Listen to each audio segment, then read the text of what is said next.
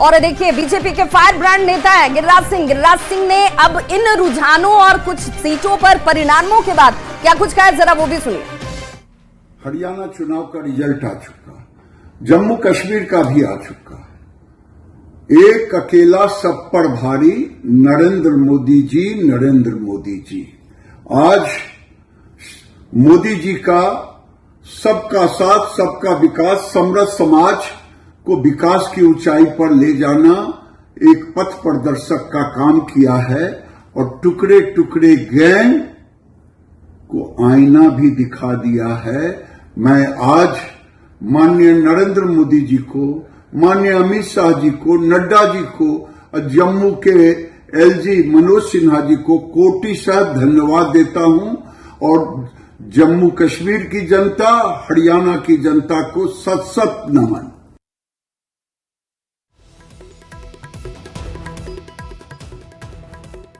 सुन रहे थे, गिरिराज सिंह ने सीधे तौर पर कहा कि ये जीत जो है, जिन्हें आप इस वक्त रुझान या परिणाम के तौर पर देख रहे हैं, ये जीत जो है नरेंद्र मोदी की जीत है, अमित शाह की जीत है, जनता के विश्वास की जीत है जिस पर हम काम करते हैं और इसीलिए ये संख्या, ये आंकड़े जो है इस रूप में आपको नजर आ रहे हैं। वहीं केंद्रीय मंत्री चिराग पासवान ने रामविलास पासवान को भी भारत रत्न देने की मांग की है। अब जरा इसे कनेक्ट कीजिए, इसे देखिएगा। उन्होंने नीतीश कुमार को भी लेकर सहमति जाहिर की और अब वो कह रहे हैं कि उनके पिता रामविलास पासवान को भी भारत रत्न दिया जाना चाहिए। उन्होंने उम्मीद जाहिर की कि जिस तरह से रामविलास पासवान को पद्म भूषण से सम्मानित किया गया था, उसी तरह भारत रत्न से भी उन्हें सम्मानित किया जाएगा। बता दें कि आज पूर्व केंद्रीय मंत्री और लोक जनशक्ति पार्टी के संस्थापक दिवंगत रामविलास पासवान की चौथी पुण्यतिथि है और इस मौके पर उनके पैतृक गांव खगड़िया के शहर बनी में विशेष कार्यक्रम आयोजित हुआ है, जिसमें केंद्रीय मंत्री चिराग पासवान ने उनकी तस्वीर पर माल्यार्पण कर उन्हें श्रद्धांजलि अर्पित की। आप उनकी राजनीति से सहमत असहमत जरूर हो सकते हैं, पर इस बात को झुटलाया नहीं जा सकता जिस पृष्ठभूमि से वो आते हैं और जिस संघर्ष के साथ वो राजनीति में एक ऐसे मुकाम तक पहुंचे जहां पर लंबे समय तक एक धुरी वो भारत की राजनीति की वो बने रहे। ऐसे में उनके पार्टी के नेताओं सदस्यों को लगता है, मैं भी मानता हूं कि उनमें हर वो गुण हैं, उनमें हर वो सामर्थ्य है जिसके लिए भारत रत्न जैसे सम्मान से उन्हें सम्मानित किया जाना चाहिए। तो भारत रत्न को लेकर, नीतीश कुमार को लेकर पहले कि भाई ठीक है, नीतीश कुमार के अंदर वो तमाम काबिलियत है जो उन्हें भारत रत्न मिलना चाहिए, जिसकी पुरजोर वकालत करते चिराग पासवान नजर आए। उन्होंने ये भी कह दिया कि भाई मेरे पिता को भी मिलना चाहिए क्योंकि उन्होंने समाज के लिए काम किया है। चिराग पासवान ने जेडीयू की मांग का समर्थन करते हुए नीतीश कुमार को भारत रत्न दिए जाने की मांग की और इस मांग पर बिहार के राजनीतिक दलों की प्रतिक्रियाएं जो हैं वो बड़ी तेजी से सामने आ रही हैं। क्या कुछ करें, जरा वो भी सुनिए। जी बहुत अच्छा काम कर रहे हैं और आगे उन्हें बहुत कुछ करना है। भविष्य में भारत रत्न के लिए अगर विचार हो तो बेहतर ही है। भारत रत्न ऐसे ही लोगों को दिया जाता है जिन्होंने समाज के लिए कुछ बहुत ही बेहतर, कुछ एक्सेप्शनल काम किया है और नीतीश जी का योगदान बिहार के लिए तो सही में अतुलनीय है। नीति आयोग की रिपोर्ट के अनुसार बिहार फिसड्डी राज्य है और सबसे बड़ी विडंबना यह है कि बिहार में जिस तरह से सरकार के स्तर से जो अधिकारी हैं, पदाधिकारी हैं, वो कहीं ना कहीं जनप्रतिनिधियों पर हावी हैं और इस तरह से सरकार और सरकार के स्तर से जो जनता और जनता के हितों के लिए काम होने चाहिए वो सारे रुके पड़े हुए हैं।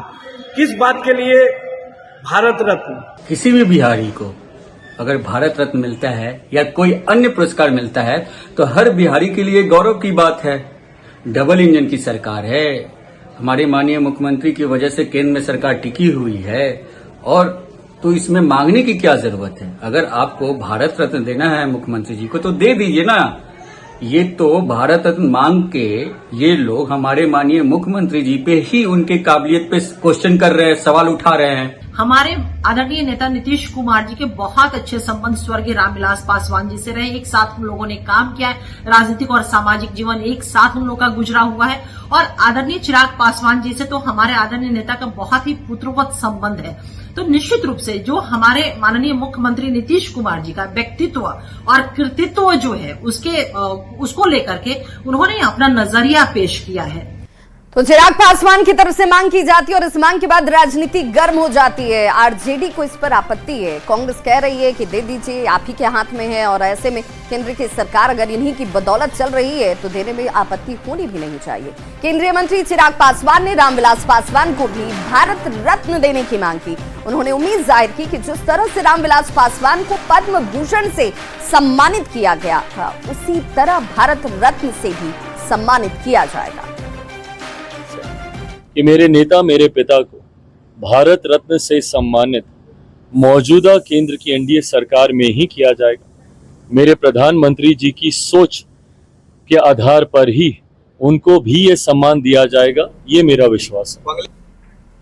और अब बात मुकेश सहनी की, तो जो निषाद आरक्षण संकल्प यात्रा पर निकलकर पटना पहुंचे, मुकेश सहनी ने कहा कि अब 4 नहीं 40 विधायक बनाना है। निषाद समाज अपना भविष्य खुद तय करेगा, अपनी ताकत से सरकार बनाएंगे और समाज में बराबरी का हक पाएंगे। कर रहे हैं और जब 40 विधायक बनेगा तो निश्चित तौर पे बिहार में सरकार हमारा बनेगा और जब सरकार बनेगा तो जो हमारा अधिकार है वो निश्चित तौर पे हमारे लोगों को मिलेगा।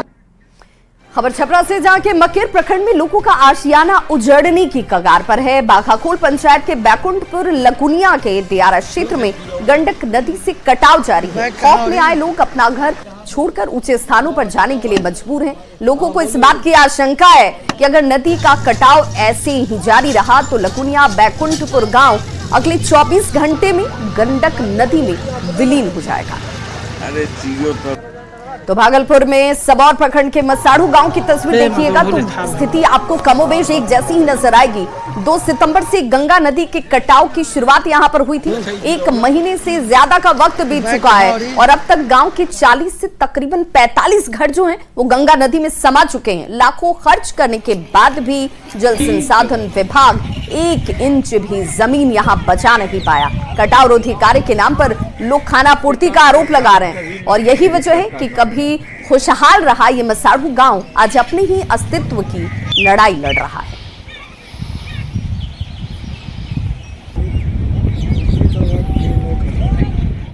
तो जम्मू कश्मीर और हरियाणा के नतीजे बहुत इंटरेस्टिंग, बहुत खास रहने वाले हैं, इसलिए पल पल की हर अपडेट के लिए बने रहिए हमारे साथ। एक छोटा सा अंतराल, फौरन होंगे वापस, कहीं मत जाइए।